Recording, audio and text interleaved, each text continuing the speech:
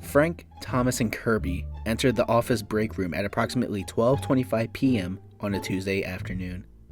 Each man holds various containers designed for holding food and drink, and as they lazily slump into the fiberglass chairs that were haphazardly pushed under the table after their previous uses, the room echoes of violent thwop pops and elongated scraw jips as Tupperware lids fly open and Velcro bags release their treasures.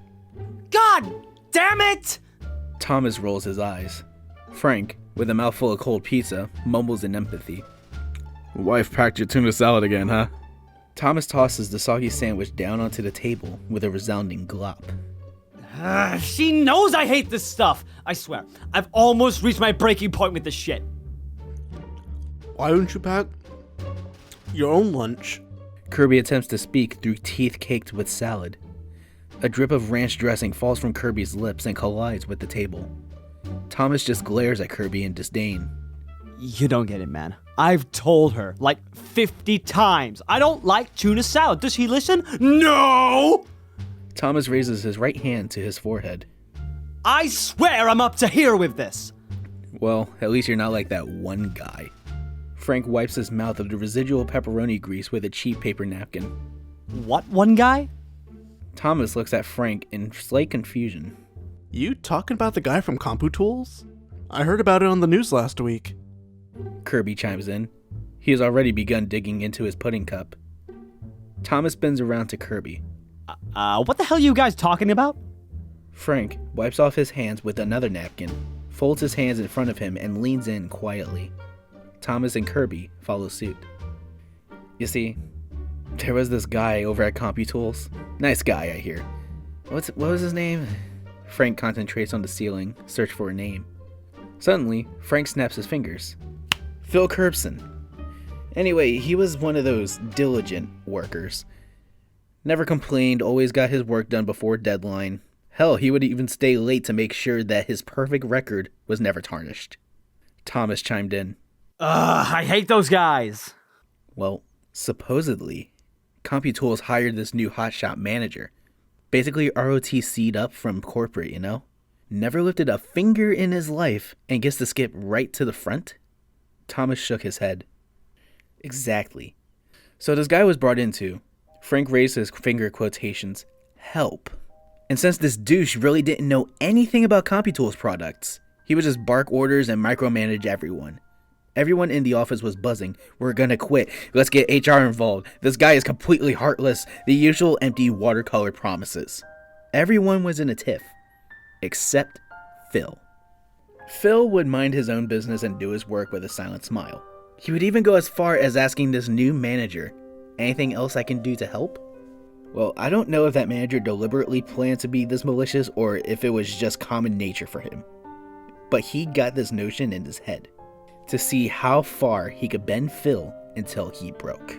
Starting the very next day, the manager threw the biggest workflow onto Phil's desk and barked out, I need this done by 5 o'clock today, or you can just pack your shit now, or something to that effect. Phil quietly turned to face the manager, smiled his calm, innocent smile, and said, sure thing, boss. 5 o'clock rolls around, and Phil walks into the manager's office and proudly places the completed report on the man's desk. Here you go, boss. The manager looked up from polishing and buffing his prized 600-pound marble desk to the completed piles of paper with a look of complete shock. How could one man complete that report in only 7.5 short hours? His eyes then shifted from the report to glare viciously at Phil's calm, lucid face. Anything else I can do to help? Smiled Phil. The manager simply shook his head in disbelief. Okay, well, I'm going to head out for the day, sir. You have yourself a great evening. The manager was flabbergasted. He steeled his motives and vowed that he would try harder to break this man's spirit by the end of the week. Well, the end of the week came and went, and still Phil was as cheerful as ever. Always responding to every outrageous task with a happy, sure thing, and then turning in the completed work to the manager at the end of the day with a pleasant anything else I can do to help. Well, this went on for a few weeks, and the manager, now seeing that current efforts were fruitless, now decided that maybe he needed to up the ante. The manager would now bombard Phil with major accounts and lengthy business trips and tedious conferences, all to quell his passion that Phil must be broken. But with every new and more difficult task, Phil would embrace it with a "sure thing, boss," and come back for more with a sunny "anything else I can do to help?" The manager, now at his wit's end, had one more trick up his sleeve. Although his lack of concentration on the job he was hired for was beginning to come under fire, he wanted to give it one more shot before he himself had to face the firing squad. He got it in his head that it was the breaks in between each 8-hour day that was allowing Phil to wind down, regain his bearings, get a good night's sleep, and come back the next day ready for more. So with that in mind, he gave Phil the budget report for the following year and told him, "I don't care how long it takes, but you cannot leave your desk until we trim at least $5 million off of next year's budget." As always, Phil replied with his trademark, "Sure thing, boss." The manager turned away knowing that this task would be Phil's breaking point. And like clockwork, Phil came into the manager's office with a completed budget and handed it to him. "Anything else I can do to help?" The manager looked over the budget. "I really don't like these numbers." The manager threw the report back at Phil. "Do it all over, and this time, do it right." Phil's smile sagged a little, but soon rebounded and turned around and headed back to his desk. The manager saw Phil's smile buckle for just a moment, and he chuckled to himself that his plan was finally working. 8 o'clock rolls around and Phil returns back to the manager's office. But Phil looks a little different. His hair a bit disheveled. His horn-rimmed glasses are now on his forehead. One corner of his shirt has become untucked from his pants. Phil's stride isn't as carefree. Phil hands the report to the manager and exasperatedly utters, "Anything else I can do to help, sir?" The manager, now seeing victory close at hand, looks at the report. Phil, I think you made some miscalculations here." The manager hands the report back to Phil. "Do it again and remember what I said. You stay until it's complete." Phil, dejected, defeated, disappointed, looks at the report in his hand, wiped the sweat from his brow, and scratched the back of his neck. The nearly broken man headed back to his desk to correct his errors. As soon as Phil left his office, the manager closed the door and danced a twisted victory dance. Phil was nearly gone. The manager was going to sleep good that night.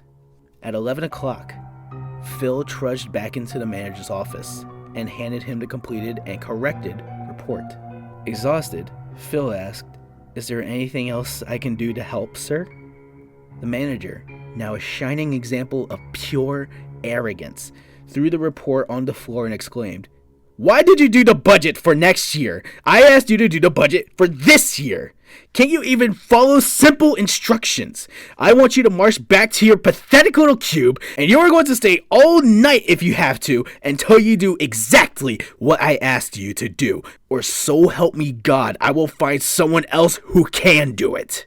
Now, no one knows exactly what happened next, but some of the late night stragglers who heard the manager's tirade claimed that as soon as he was finished, Phil took off his glasses, cleaned them off with the corner of his shirt that was still untucked, put his glasses back on, and closed all of the blinds in the manager's office that faced the rest of the office. What came from the room after that was a thunderous crash and a high-pitched shriek. The door flew open and the manager bolted out of the room with glass shards in his hair, bleeding profusely from his face, screaming, "Call security! Call security!" Witnesses then claimed that they saw Phil calmly walk out of the office, blood splattered about his shirt and hands. He held a letter opener in his right hand, now stained with blood. Phil's calm and happy expression was lost to a visage one person could only describe as berserk. Phil's brows furrowed, scrunching his eyebrows into wide arches.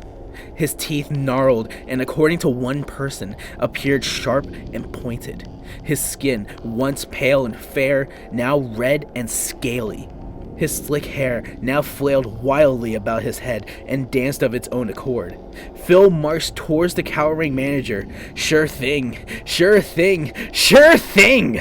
Phil continued to chant these two words over and over, and the volume of his voice continued to climb until he was shrieking.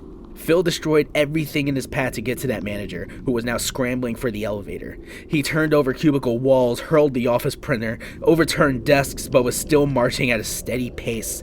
Not once did Phil's gait increase in speed. The elevator doors finally opened and the manager quickly darted inside. And as he was frantically pounding on the door close button, Phil's arm thrust inside the cabin as the doors were closing. The manager let out a girlish cry for help. And then Thomas, now sitting on the edge of his seat, blinked. Yeah? Well, Frank continued, security hauled him away. The folks that stuck around for the whole ordeal say that they've never heard Phil use any profanity ever. But on that day, they heard curse words so vile that they almost sounded like they were in some form of ancient tongue, some demonic language. Only by the grace of God was security able to restrain Phil. As the paddy wagon rolled up into the office building drive, witnesses noticed 3 things. First, Phil was kicking and screaming the entire time and was hardly recognizable. Second, that the manager couldn't stop crying. And thirdly, and the most bizarre, was they realized what made the thunderous crash in the manager's office. The 600-pound marble desk, the manager's prized possession, now lay in pieces outside the office window. So that's it? What happened after that? There had to have been a trial. Thomas exclaimed. Oh, there was a trial. But Phil was deemed mentally unstable to serve trial, so he was committed to the state hospital over in Brookfield. And everything died down and returned to normal. The manager was brought in to see corporate, and he was actually let go because not only did the security cameras record what Phil did to the manager and the office, but they also recorded the manager's outburst on Phil that caused him to snap in the first place. Just desserts, I say. Thomas commented. Kirby just shook his head as he started to clean up his empty containers. Well, here's the real punchline. And this I got from Sally Boyd over there at CompuTools. She used to be the manager's admin. After the manager was let go, he was cleaning out his temporary desk, and to pass the time he had the radio on. The manager left his office for a moment to get some more boxes. As he returned back to his office, she heard the radio announce, Phil Kirpson, committed to Brookfield State Hospital on Monday, was discovered missing from his cell earlier today. The manager froze in horror, and as Sally turned around to see the manager's expression, the door violently slammed in her face, knocking her backwards onto the ground. As she recovered from her fall, she told me that she could clearly hear the manager pleading for his life. She distinctly heard, "Please, don't, I'll do anything you want." And then a familiar, calm, and soothing voice came from behind the door. "Anything I can do to help?" Sally pounced for the door, but it was locked. She tried to look through the window, but the blinds were mostly drawn, so she only sees the flailing of arms and legs. Sally kicked the door repeatedly and shouted, "Somebody, please help!" But it was too late. As soon as the commotion ceased from inside the office, Sally heard the knob click to signal that it had been unlocked. With tears in her eyes, she slowly reached for the knob and opened the door to reveal a gruesome scene. The manager, splayed open from his throat to his pelvis, ribcage, and organs exposed. His hands twisted into contorted knots of flesh and knuckle. His face warped into an expression of unrelenting anguish and fear, eyes wide, jaw locked, nose broken and twisted. In his left hand, its last cadence drawing to a close, was the manager's own heart.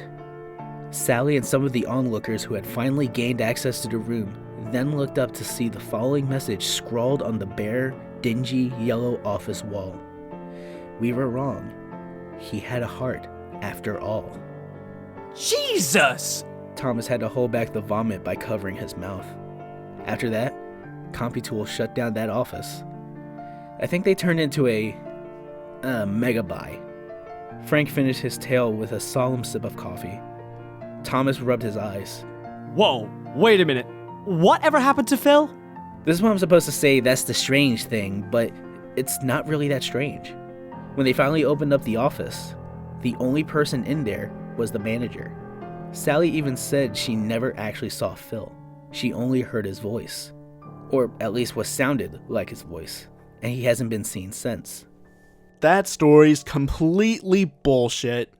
Kirby exclaimed. Frank and Thomas spun around to glare at Kirby for breaking the mood. What? Thomas inquired. Like you know exactly what happened. I just know that's not how it happened.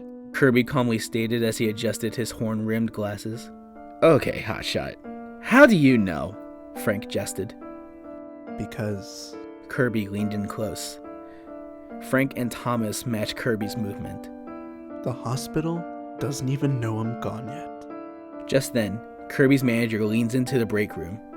Hey, Kirb, I need you to do something for me. Sure thing, boss.